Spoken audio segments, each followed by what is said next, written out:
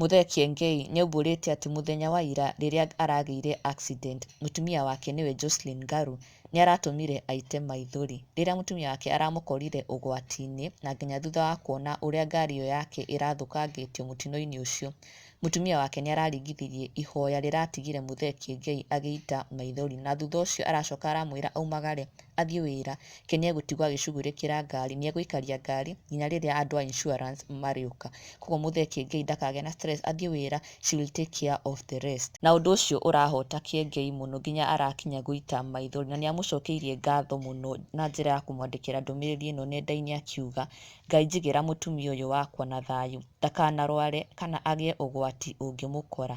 Ũmũthĩ ihoya rĩake rĩrĩa angorire ũgwati-inĩ rĩtũmire maithori makwa moime, acoka anjĩra thiĩ wĩra tondũ ndĩ mũgima, nĩekũrora ngari nginya insurance yũke. Jocelyn Ngaru, we nĩwe ndungata, niĩ ndĩ mũgambo. Baba yao mwenyewe, thank you for being a good and a faithful insurance personnel. And then he accompanied it with these photos of his wife. He is very grateful for what she did for him. Tiga nĩkĩo ndangĩrahotire kwĩyũmia na gũthiĩ wĩra, but she comforted him and assured him not to worry, she will handle the rest. And for that he is very much grateful.